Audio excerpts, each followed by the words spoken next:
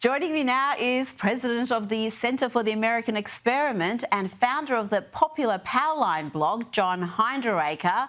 John, let's start with the White House investigating former President Joe Biden's use of the autopen, with senior administration officials reviewing tens of thousands of documents turned over by the National Archives and Records Administration. But the former president, he's phoned the New York Times and he claims there's nothing improper about the autopen. He told the New York Times he hadn't personally signed the orders, including those last presidential pardons, because there was a lot of them.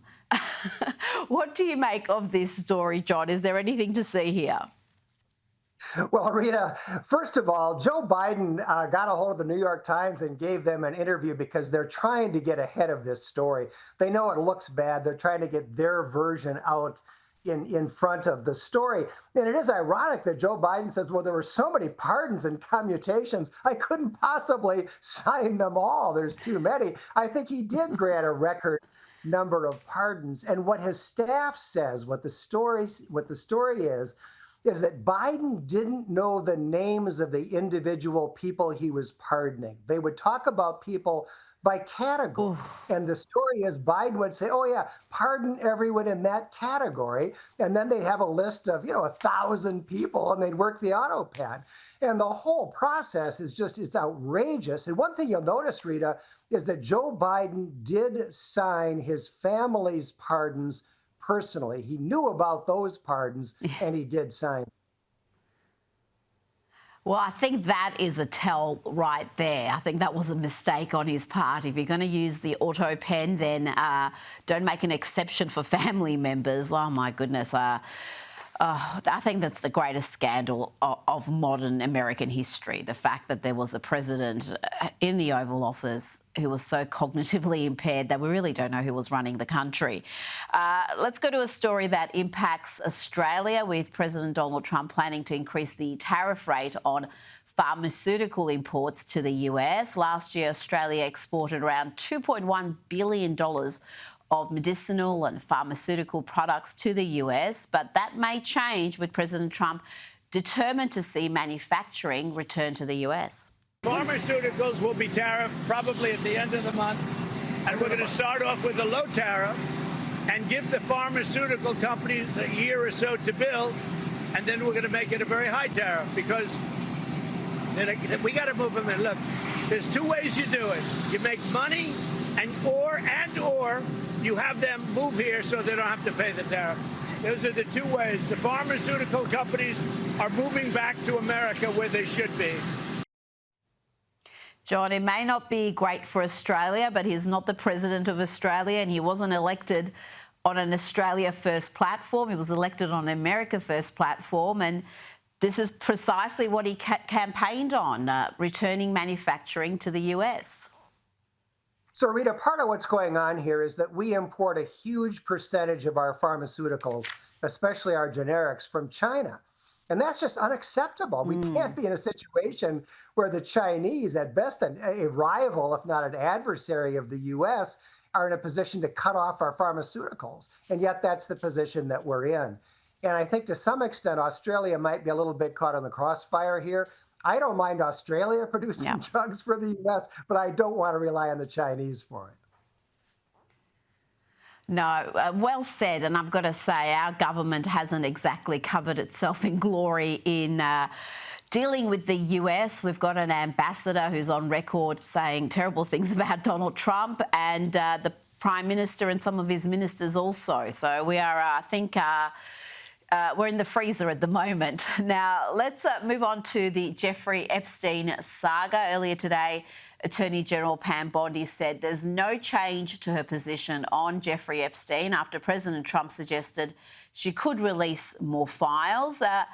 Do you see this as an issue, John, that could fracture Trump's supporter base? And why aren't we seeing more information released? Well, I hope not, Rita. I think we should start with the fact that Jeffrey Epstein was a Democrat. He contributed to Hillary Clinton, Chuck Schumer, a bunch of other Democrats. The only politician that he's known to have had a relationship with that was at all significant was Bill Clinton. So it's ironic that this hot potato is now dropping in the lap of a Republican administration that had nothing to do with Jeffrey Epstein. But what I think is going on here, Rita, is that there are voluminous investigative files related to Epstein. Now, investigative files are never released. They aren't released, and they shouldn't be. They're full of false accusations, of hearsay, of people telling the police things that might be embarrassing about their observations of a crime or whatever, but are not criminal.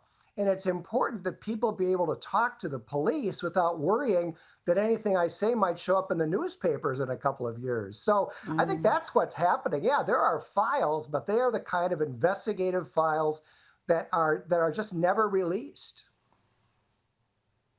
But there was so much evidence. Jeffrey Epstein was known to have cameras in so many rooms in his mansions and on the island, and there was just all this evidence that was captured at some point, and you expect to see something out of that. You expect to see some of the influential, rich, powerful people that he had in his orbit exposed, but to have nothing, I think I can understand why there's a lot of people who are unhappy about it. On Jeffrey Epstein, former Israeli Prime Minister Naftali Bennett has denied that he worked with Israeli intelligence, that he was a part of Mossad in any way. John, what do you make of that? I'm not sure that even that is going to convince too many people who are interested in this case.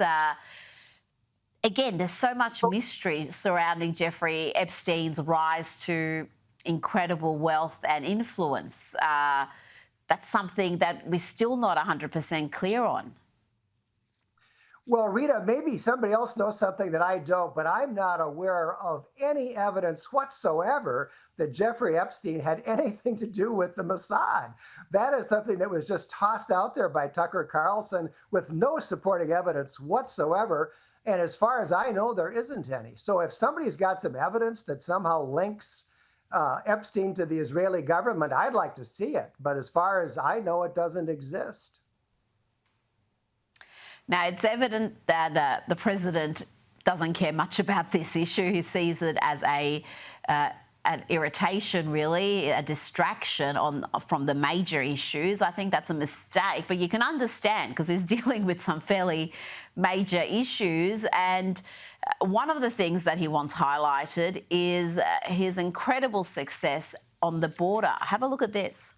Border data for the month of June highlights the lowest month of encounters ever recorded. Customs and Border Protection says it is the second month in a row of zero releases of illegal aliens into the U.S., compared to almost 28,000 releases in June of last year.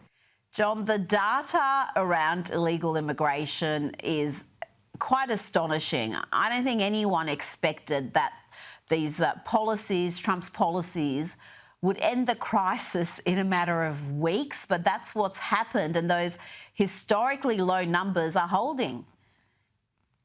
Rita, this is an unbelievable success. And you think back to the latter days of the Biden administration where they were saying, oh, it's impossible. You can't close the border. We need new legislation. The Republicans won't pass new laws.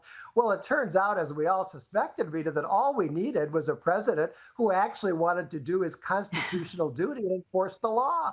And once they started enforcing the law, guess what? No more significant level of infiltration by illegal immigrants. And now they're having great success in convincing illegal immigrants to self-deport. They're doing things like the alligator Alcatraz, publicizing that facility, obviously for the purpose of inspiring people who are here illegally to decide they'd be better off to go back to their home countries where they're citizens. It's been quite incredible. There's some polling coming out saying that the deportation program is not as popular as it once was. I've got my doubts about those polls. We'll check in on them next week because they do seem to jump around the place. But we always love your insights. John Hinderaker, thank you so much for your time tonight. Thank you, Rita.